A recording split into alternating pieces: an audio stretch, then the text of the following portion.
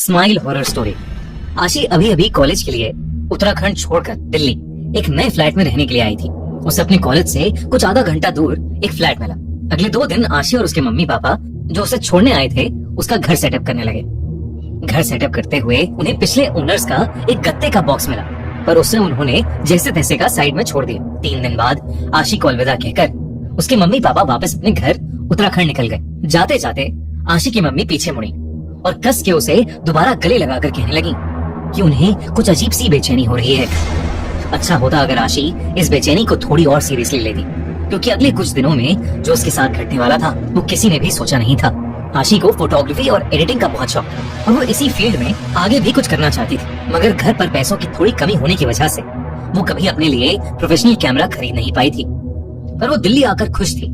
उसने कॉलेज में बहुत से दोस्त बना लिए थे। आने वाले सैटरडे को उसने अपने दोस्तों के लिए एक छोटी सी पार्टी में रख ली।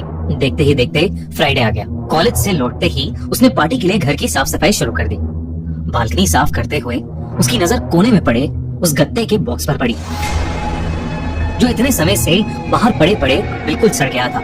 उस बॉक्स से सड़ रहे गत्ते की स्मेल आ रही थी, मगर न जाने क्यों वो आशी को अपनी तरफ आकर्षित कर रहा था। जब आशी ने वो बॉक्स खोलकर देखा तो उसमें पुराने सामान के साथ एक विंटेज कैमरा और एक रील पड़ी थी। आशी ये देख बहुत खुश हो गई और उसने झट से वो कैमरा खोलकर पुरानी रील हटाई और नई रील भर उससे फोटो खींचनी शुरू कर दी। वो कहीं ना कहीं हैरान भी थी कि इतने पुराने बॉक्स में जब बाकी सब तबाह हो चुका है तो ये कैमरा अभी तक कैसे चल रहा है। पर उसने अपने इन सारे ख्यालों को साइड में रखा और जल्दी से जाकर बाहर लगे फूलों, गमलों और पौधों की फोटो खींचने लगी। आशी के फ्लैट के ठीक सामने एक बूढ़ी आंटी मिसेस कौशिक रहती थी, जो हर सुबह उसे कॉलेज जाते समय गुड मॉर्निंग कहा करती। उन्हीं आंटी और उनकी बिल्ली को बालकनी पर देख आशी ने उनकी भी कुछ फोटोज खींची और सोचा कि उन तस्वीरों को वो डेवलप करवाकर आंटी को गिफ्ट करेगी।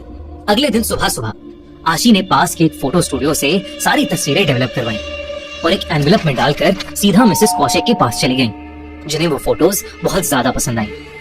जब आशी घर लौटी तो उसने बाकी तस्वीरों को भी देखना शुरू किया और हर तस्वीर में उसे एक बहुत ही अजीब चीज नोटिस हुई। उस कैमरा से ली गई हर तस्वीर के बैकग्राउंड में कहीं ना कहीं एक बहुत ही धुंधला सा साया था, जिसके मुंह पर एक मुस्कान थी। उन फोटोज को देखते देखते आशी उनमें कहीं खो सी गई। उसे ऐसा लगने लगा कि जैसे उस साये की मुस्कान धीरे धीरे हर तस्वीर में बढ़ती जा रही है और हर दूसरी तस्वीर में वो कैमरा के करीब आता जा रहा है। तभी अचानक आशी के घर की घंटी बजी। जब आशी ने दरवाजा खोला तो वहाँ उसके दोस्त खड़े थे। सैटरडे आ चुका था और उसके दोस्त हाउस पार्टी के लिए पहुंच गए थे, पर आशी को अपनी तबीयत थोड़ी खराब लग रही थी, इसलिए उसने पार्टी कैंसिल कर दी और अपने फ्रेंड्स को वापस भेज दिया। जब वो अपने कमरे में वापस आई तो उसका ध्यान फिर से उस कैमरे पर गया। आशी ने इस बार उस कैमरे से खुद की शीशे में थोड़ी तस्वीरें खींची। तभी अचानक उस शीशे पर एक क्रैक बनने लगा। ये देखकर आशी के हाथ से वो कैमरा छूट गया। आशी जैसे ही पीछे मुड़ी उसे खुद की रिफ्लेक्शन शीशे में दिख रही थी, मगर उस रिफ्लेक्शन में उसके हाथ में कैमरा अभी भी था और उसके मुंह पर वैसे ही भयानक स्माइल थी, जिसे देखकर वो बहुत जोर से चिल्लाई और वहां रखी चेयर से टकराकर नीचे गिर गई। जब वो उठी तो वो शीशा बिल्कुल नॉर्मल था, बस उस पर एक क्रैक था। उसे लगा ये सब उसका वहम है, इसलिए वो चुपचाप जाकर सो गई। 2 दिन बाद आशी की पढ़ते पढ़ते अपने लिविंग रूम में ही दोपहर में आंख लग गई और रात को उसकी नींद 3 बजे खुली। आशी ने अपनी किताबें समेटी और अपने कमरे की ओर जाने लगी, मगर ड्राइंग रूम की खिड़की से उसने अपने सामने जो देखा उसे देखकर आशी के होश उड़ गए। मिसेस कौशिक अपनी बालकनी पर खड़ी थी, लेकिन उनके चेहरे पर एक बहुत बड़ी मुस्कान थी, बिल्कुल वैसी ही जैसे उसकी बाकी तस्वीरों में थी। आशी वहीं जम गई, जैसे वो अपना पूरा जोर लगा रही हो, मगर वो वहां से हिल ही नहीं पा रही थी। देखते ही देखते मिसेस कौशिक के पीछे से एक हाथ निकला, जिसमें एक कांच का टुकड़ा था और उस हाथ ने उनके गले पर जानलेवा हमला कर दिया। आशी चिल्लाना चाहती थी, मगर उसके मुंह से कोई आवाज ही नहीं निकल पाई। डर के मारे उसने अपनी आंखें कसकर बंद कर ली और जब खोली तो वो अपने बिस्तर पर लेटी हुई थी और बिस्तर पर मिसेस कौशिक की बिल्ली घूम रही थी। इसे सपना समझकर आशी दोबारा सो गई। आशी सीधा अगली रात 9 बजे अपने दोस्त के कॉल से उठी और उसने उस बिल्ली को वही कमरे के कोने में बैठा हुआ देखा। वो बिल्ली गौर से एकटक बस उस कैमरे को देखी जा रही थी, पर आशी की आंखें खुली की खुली रह गईं। जब उसने अपने बिस्तर पर उस बिल्ली के पंजे से लगे हर तरफ खून के निशान देखे। आशी ने भागकर वापस अपनी खिड़की पर जाकर देखा तो मिसेस कौशिक वहीं थी जहां उसने कल रात उन्हें खड़ा देखा था, और उनके हाथ में वो कांच का टुकड़ा था। उनके बगल में उनकी बिल्ली एक खून के तालाब में बैठी अपने पैर चाट रही थी। आसपास के फूल मुरझा गए थे और गमलों में सारे पौधे भी मर गए थे। आशी दौड़कर अपने कमरे में गई तो वहां से बिल्ली गायब हो चुकी थी, मगर वो खून के निशान अभी तक उस कमरे में चारों ओर फैले हुए थे। आशी को कुछ समझ नहीं आ रहा था, बस उसने जल्दी से जाकर उस कैमरे को अपने डस्टबिन में फेंक दिया। तब उसकी आंखें बॉक्स में पड़ी पुरानी वाली रील पर पड़ी। जब उसने उसे गौर से देखा तो उसे रियलाइज हुआ कि वो पुरानी रील वही मिसेस कौशिक, वही पौधे और फूलों की थी जो बस 3 दिन पहले खींची थी। मगर इस बार वो साया बिल्कुल साफ साफ दिखाई दे रहा था।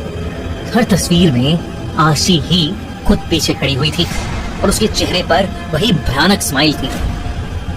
आशी को लगा कि वो पागल होती जा रही है, और जैसे ही उसने आगे की तस्वीरें देखी उसका पूरा शरीर सुन्न हो गया।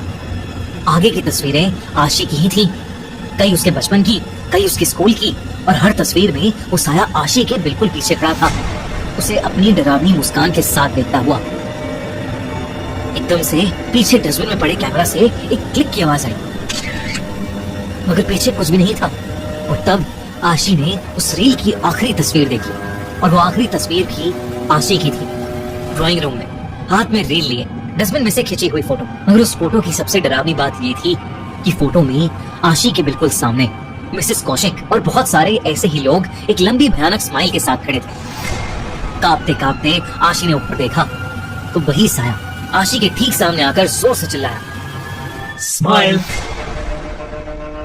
उस रात के बाद से आशी कॉलेज नहीं आई, ना ही वो किसी का फोन उठा रही थी। चिंता में अगले ही दिन उसके दोस्त फ्लैट के एजेंट के साथ अंदर घुस गए, मगर वहां कोई नहीं था, बस ढेर सारा सामान, और सामान के बिल्कुल बीच एक विंटेज कैमरा और एक रील जो आशी के मम्मी पापा आशी के सामान के साथ अपने साथ ले गए। कई महीनों तक आशी का कुछ पता नहीं चला, लेकिन एक दिन आशी के छोटे भाई ने वो कैमरा उठाया और उसने भी अपने घर के बाहर पेड़ की फोटो खींची, जो 3 दिन बाद पूरी तरह से सड़ गया।